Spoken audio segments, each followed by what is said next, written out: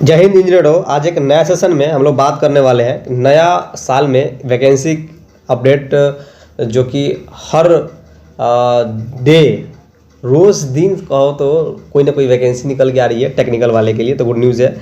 Cell की ओर से जो वैकेंसी निकल के आई है, steel authority of India limited, आपको पता ही होगा, दुर्गापुर स्टील प्लांट की ओर से जो वैकेंसी निकल के आई है, वेस्ट बंगाल, ठीक ना, ये प्लांट है, यहाँ से वैकेंसी निकल के आई है। यहाँ पे ना जो भी स्टूडेंट टेक्निकल से है, चाहे आप ITI किए हैं, डिप्लोमा किए हैं, BBTech किए या फिर MBBS भी किए हैं, तो आप एलिजिबल हो फॉर्म को भरने के लिए, ठीक है। या फिर आप नर्सिंग से कोर्स किए हो, आप एलिजिबल हो जाओगे फॉर्म को फिलअप करने के लिए। ये सब पोस्ट पे वैकेंसी आउट हुई है, ठीक ना, बल्क मात्रा में वैकेंसी निकल के आई है, तो आपको फॉर्म भरने की ज़रूरत है। तो आप लोग जरूर फॉर्म को फिलअप कीजिएगा। और सीट की संख्या न ज़्यादा है तो कम भी नहीं है। मैं एक एक चीज़ को डिटेल में पूरा एक्सप्लेनेशन के साथ मैं आप लोगों को पूरा डिटेल में बताऊंगा, ठीक है। Age, salary, syllabus, exam pattern, सब चीज़ बताऊंगा, ठीक है। कैसे आप लोग का सिलेक्शन प्रोसेस होगा, कितना हाइट होता है, कितना वेट होता है, कितना दिन आप लोग को ट्रेनिंग करना होगा, ये सब चीज़ पे बात करेंगे। हालांकि आपको पता होगा, लेकिन मैं पूरा डिटेल में बताने का प्रयास करूंगा, ठीक है ना। सेल, ये महारत्ना CPSC, देखो ये जो सेल है ये महारत्ना कंपनी में लिस्टेड है, आपको ये चीज़ पता ही होगा। तो यहाँ पे पूरा टर्म एंड कंडीशन यहाँ बताया गया कि भैया कितना कमाई होता है इनका, ठीक है, स्टील प्लांट में, और ये क्या क्या फैसिलिटी देती है तो नीचे में दिया गया हो। लेकिन आप लोग पहले यहाँ पे ना पोस्ट देख लो, आप लोग का पोस्ट कौन सा है, ठीक है। जैसे कि आप लोग का कंसल्टेंट चेस्ट मेडिसिन के लिए है, उसके बाद से कंसल्टेंट यहाँ पे ग्लैनी के लिए, और उसके बाद से आप लोग का ऑर्थोपेडिक्स के लिए है, उसके बाद से रेडियोग्राफी के लिए है। यहाँ पे बहुत सारा पोस्ट है, तो आप लोग यहाँ पे देखते रहिएगा। मतलब ये सब बड़ा बड़ा पोस्ट है। MBBS वाले के लिए है, जो भी डिग्री पास है उन लोगों के लिए, PG किए हैं, या फिर मेडिकल कॉलेज से जो भी डिग्री है उनके पास, तो आप एलिजिबल हो फॉर्म को फिलअप करने के लिए। अपर एज लिमिट यहाँ बताया गया 41 साल होना चाहिए, ठीक है। और एक एक पोस्ट है, दो पोस्ट है, यहाँ पर देख लो, सब में अलग अलग है, किसी में 2 है, किसी में 1 है, किसी में 2 है, किसी में 1 है। BBTech की है फुल टाइम, मैनेजर इलेक्ट्रिकल, ठीक ना, ये देखो यहाँ पे। उसके बाद जनरल मेडिसिन के लिए है, यहाँ पे ब्लड बैंक वाले के लिए है, ठीक है। तो यहाँ पे बहुत सारा पोस्ट वैकेंसी आउट हुई है। तो इसका मैनेजर मेट्रोलॉजी के लिए है, मैनेजर इलेक्ट्रिकल के लिए, केमिकल के लिए, केमिस्ट के लिए, मैनेजर मैकेनिकल प्रोजेक्ट के लिए है। यहाँ पे देखो, मैं यहाँ पे पढ़ रहा हूँ, ठीक है, ये सब पोस्ट है। उसके बाद से यहाँ पे क्वालिफिकेशन, ये सब चीज़ यहाँ पे है, और एज यहाँ पे दिया गया, और पोस्ट की संख्या यहाँ पे है। देखो यहाँ पे 2 है, किसमें, मैनेजर केमिस्ट में, ठीक है, केमिस्ट में। E3 BBTech की है फुल टाइम केमिस्ट में, engineering from the government recognised university या इंस्टीट्यूट से आप एलिजिबल हो फॉर्म को फिलअप करने के लिए। या फिर post qualification experience after BBTech of at the last 7 year, मतलब कि 7 साल, 6 साल, 5 साल, ये डिपेंड करता है। इतना अच्छा रहेगा, मतलब कि ज़्यादा किए हो तो अच्छा रहेगा आपके लिए, ठीक है। उसके बाद से देखो नीचे में आओगे तो मैनेजर सिविल के लिए, प्रोजेक्ट के लिए, ऑफिसर के लिए है, मेडिकल ऑफिसर्स ऑक्यूपेशंस के लिए है, हेल्थ वाली सब मतलब विभाग है यहाँ पे, हेल्थ वाले के लिए ही वैकेंसी। असिस्टेंट मैनेजर सेफ्टी वाले के लिए निकला हुआ, बैचलर डिग्री की है फुल टाइम इंजीनियरिंग से, any discipline from the government recognised university या इंस्टीट्यूट विथ डिप्लोमा। देखो डिप्लोमा होता है सेफ्टी से, एक होता है कोर्स, ठीक है, फायर सेफ्टी से, आप नाम सुने होंगे।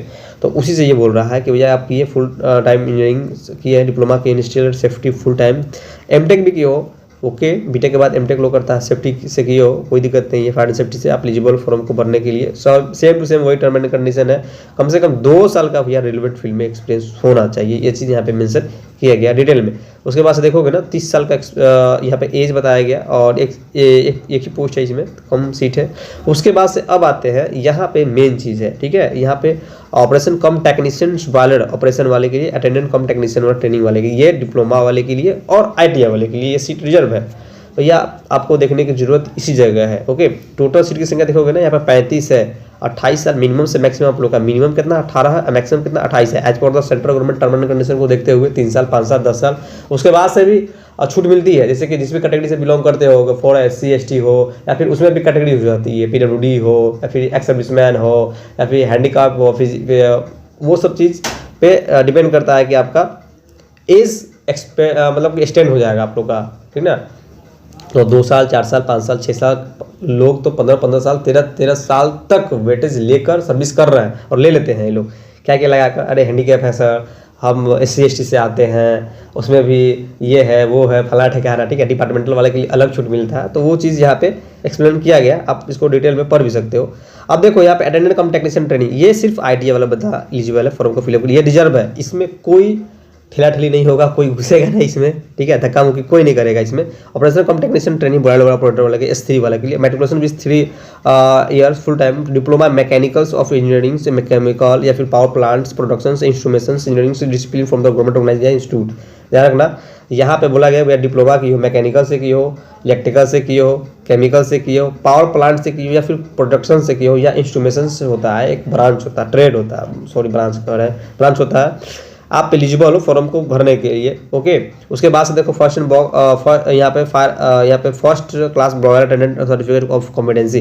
देखो ध्यान रखना, प्लस में यहाँ पे दिया गया भैया ये कॉम्पिटेंसी सर्टिफिकेट सिर्फ डिप्लोमा वाले के लिए ही मांगा गया है, ITI वाले के लिए ऐसा कुछ टर्म एंड कंडीशन नहीं लिखा गया है कि फायर एंड सेफ्टी से आप लोग का या फिर first and boiler attendant certificate competency certificate आपके पास होना चाहिए, ऐसा कुछ इसमें मेंशन नहीं किया गया। ओके, देखो यहाँ पर सिंपल सा लिखा गया, मैं वो चीज़ दिखा देता हूँ थोड़ा सा। टोटल सीट की संख्या कितना है? 35 है बाबू, तो यहाँ पे ये चीज़ देख लेना। अब देखना कि इसमें इलेक्ट्रीशियन वाले के लिए 10 है, फिटर वाले के लिए 15 है और मैकेनिकल वाले के लिए 10 है, ठीक है। तो 10 या 30 है 5 35, ठीक है। 18 से 28 एज है आप लोग का, मैं ये बता ही दिया हूँ। Matriculation with full time ITI in relevant trade, okay, of a electrical fitter mechanical only from the government organised institute. ध्यान रखना, अब यहाँ पे बहुत बंदा कंफ्यूजन में जीने लगा, सर गवर्नमेंट ऑर्गेनाइज्ड यूनिवर्सिटी या इंस्टीट्यूट या फिर ये सब चीज़ क्या फला ठिकाना लिख देता है, ऐसा नहीं है।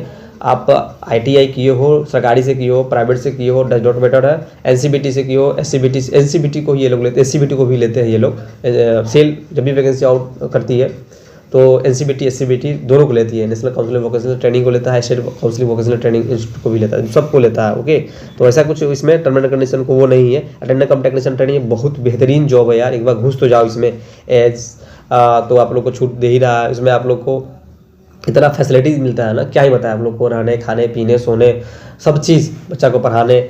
PSU सेक्टर है यार, महारत्ना कंपनी लिस्टेड है, IOCL हो गया या फिर ये सब बहुत बड़ी बड़ी कंपनी है यार, ठीक है। तो आप लोगों को टेंशन लेने की जरूरत नहीं है, स्टार्टिंग में कम पैसा मिलेगा, बाद में आप लोगों को बढ़ा दिया जाएगा। अब देखो यहाँ पे essential minimum qualification discipline, the required qualifications must have the required thought a regular full time course, मतलब ये सब चीज़ बताया गया कि भैया रेगुलर बेसिस पे आप लोग का जो भी डिग्री है ये सब चीज़ AICTE द्वारा, MMC national board of examination NMB ये सब चीज़ होना चाहिए। पूरा टर्म एंड कंडीशन यहाँ पर लिखा गया, वही चीज़ आप लोगों को पढ़ना चाहिए और पढ़ लेना आप लोग, अच्छा रहेगा। Qualifications mark of the post of the operator come technician training operator diploma engineering and the of the post of the attendant cum technician training ITI will be the 50% general OBC NCL candidates 40% SC ST, ये सब बताया गया कि भैया इतना कम से कम होना चाहिए। ITI में कम से कम 50% आप लोग का ये होना चाहिए, जो आप लोग का परसेंटेज है 50% होना चाहिए। अगर आप जनरल OBC NCL EW से बिलोंग करते हैं तो, फॉर SC ST PWD से बिलोंग करते हैं 40% भी है तो आप एलिजिबल हो, कोई दिक्कत नहीं। अरे भैया ITI जो भी करता है ना 85 88 89 ऐसे ऐसे सब कराता डिग्री। ओके, उसके बाद से देखो कि यहाँ पे ट्रेड टेस्ट स्किल टेस्ट जो बड़ा पोस्ट है इसमें आप लोग का the candidate will have the product a copy of the post of the conversations normal of the respected to the this their universities institute at the time of the interview skill test trade test, ये सब चीज़ होगा। बड़ा post के लिए ये सब है। Okay, tension लेने की जरूरत नहीं है आपको। ITI वाले स्टूडेंट के लिए यहाँ पे एग्जाम रखा जाएगा और ये सब बड़ा बड़ा पोस्ट है जो MBA किए हैं BTech किए हैं उन लोगों के लिए ये सब चीज़ लिखा गया कि भैया उनका एग्जाम होगा और इंटरव्यू होगा, आप लोग का ऐसा कुछ नहीं है। ओके, उसके बाद से यहाँ पर देख लेना इसमें कितना सीट की संख्या वो चीज़ यहाँ पे पूरा मेंशन किया गया। ITI वाले स्टूडेंट यहाँ पे देख लेना और यहाँ पे डिप्लोमा वाले यहाँ पे देख लेना आप लोग। ओके, नीचे देखते हैं और भी चीज़ क्या दिया गया, वो चीज़ आप लोग देख लो। मेन चीज़ एज के बारे में मैं ऊपर ही बता दिया आप लोग को, मिनिमम 18 मैक्सिमम आप लोग का 18 28 30 32 35 और डिपेंड करता है आप किस पोस्ट पे फॉर्म को फिलअप करते हो, क्या आपकी योग्यता है। ओके, आप किस पोस्ट के भरने के लायक हो। ओके, फिजिकल स्टैंडर्ड देखो यहाँ पे जब भी वैकेंसी आउट होती है तो हाइट वेट भी यहाँ पे मांगा जाता है, ठीक है। मेल वाले के लिए यहाँ पे 155 सेंटीमीटर होना चाहिए इंजीनियरिंग से जो भी स्टूडेंट है, और आप लोग का वेट आप लोग का होना चाहिए 45 kg मेल के, फीमेल को 43 सेंटीमीटर आप लोग का हाइट होना चाहिए और 35 kg कम से कम वेट होना ही चाहिए, कंपलसरी है ये। ओके, ध्यान रखना। तो इतना तो सबका होता है यार। मोड ऑफ सिलेक्शन CBT माध्यम से आप लोग का एग्जाम होगा। तो अलग अलग पोस्ट पे आप लोग का किसी में स्किल टेस्ट होगा, किसी में ट्रेड टेस्ट होगा।